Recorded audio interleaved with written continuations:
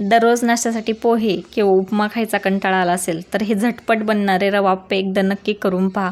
खायला खूप खमंग लागतात. नेहमीप्रमाणे खूप साऱ्या टिप्ससहित ही रेसिपी शेअर केलेली आहे, तर रेसिपी शेवटपर्यंत नक्की पहा.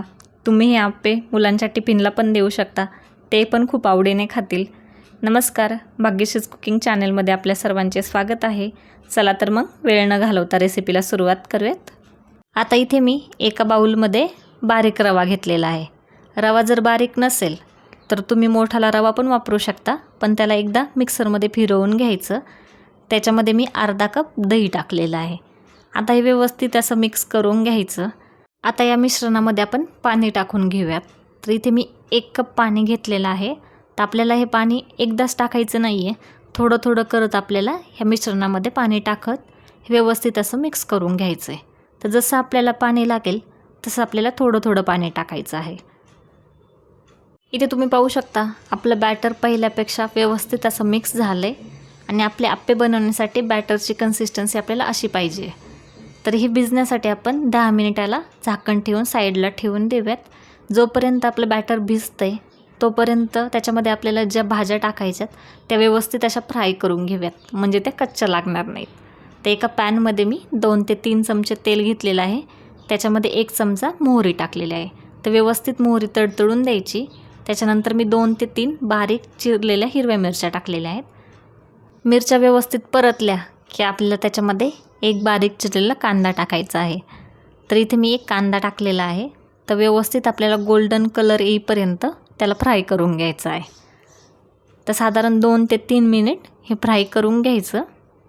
तुम्हाला जर माझ्या अशाच नवनवीन रेसिपी पाहायला आवडत असतील तर चॅनलला सबस्क्राईब करायला विसरू नका आणि त्याचबरोबर साईडला असलेले बेल आयकॉन पण क्लिक करा. त्यामुळे मी ज्यावेळेस नवीन रेसिपी अपलोड करेल त्याचे नोटिफिकेशन तुम्हाला मिळून जातील.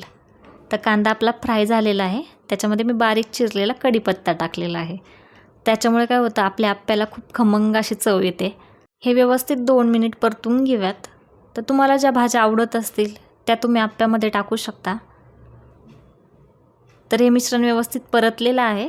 त्याच्यामध्ये मी बारीक चिरलेली शिमला मिरची टाकली. भाज्या शक्यतो बारीक चिरून टाकायच्या, त्यामुळे त्या पटकन परततात आणि त्या दिसायला पण छान दिसतात.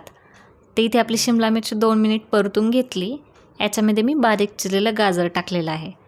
तर गाजर पण आपण 2 मिनिट परतून घेऊयात. तर ह्या अशा वेगवेगळ्या कलरच्या भाज्या टाकल्यामुळं त्या दिसायला पण छान दिसतात आणि त्या भाज्या खाल्ल्या पण जातात. आता ह्या सर्व भाज्या आपल्या व्यवस्थित परतलेल्या आहेत. तर आता आपण पाहूयात की जे आपण भिजण्यासाठी बॅटर ठेवलं होतं तर ते भिजलं आहे का. तर इथे पाहू शकता बॅटर व्यवस्थित असं भिजलेलं आहे. आता याच्यामध्ये मला पाणी टाकण्याची थोडीशी गरज वाटते. तर मी इथं जे आपण 1 कपामध्ये पाणी घेतलं होतं त्याच्यातलं थोडं पाणी टाकलं आहे. तर इथे पाहू शकता एकदम थोडंसं पाणी शिल्लक आहे, बाकी सर्व आपण वापरलेलं आहे. आता हे बॅटर आपण व्यवस्थित असं चमच्याच्या साहाय्याने मिक्स करून घेऊयात. यामध्ये आपल्याला आता चवीनुसार मीठ टाकायचं आहे. तर इथे मी चवीनुसार मीठ टाकलं आहे आणि आपले आप्पे व्यवस्थित असे फुगावे म्हणून मी थोडासा खाण्याचा सोडा टाकलेला आहे. आणि आपण कोणताही वेगळा कलर वापरत नाही आहे, त्याच्यामुळे इथे मी काश्मीरी मिरची थोडासा कलर येण्यासाठी वापरलेली आहे. तर हे आता व्यवस्थित असं मिक्स करून घ्यायचं. बॅटर व्यवस्थित मिक्स झालेलं आहे. आता ज्या आपण भाज्या परतून ठेवल्या होत्या त्या थंड झाल्यात, त्या आपण टाकून घेऊयात. आपलं बॅटर काय कलरफुल दिसतं आहे. तर हे व्यवस्थित असं मिक्स करून घ्यायचं. आपल्या बॅटरमध्ये भाज्या व्यवस्थित एकजीव झाल्या तर याच्यामध्ये फ्रेश कट केलेली कोथिंबीर टाकलेली आहे. तर आता ती पण मिक्स करून घ्यायची. आता आपलं हे बॅटर आप्पे करण्यासाठी एकदम रेडी आहे. आप्पे पात्र मी आधीच गरम करण्यासाठी गॅसवरती ठेवलं होतं. तर आपले आप्पे खाली चिकटवू नये म्हणून याच्यामध्ये मी थोडं थोडं तेल टाकून घेते. आता याच्यामध्ये आपलं आप्प्याचं बॅटर टाकून घ्यायचं आहे. शक्यतो आप्प्याचं जे बॅटर आहे ते कढईने पहिल्यांदा टाकून घ्यायचं. मध्ये काय होतं, जास्त जाळ लागतो आणि आपले आप्पे ना ते करपू शकतात. तर इथं व्यवस्थित असं मी सगळ्या ह्याच्यामध्ये टाकून घेतले.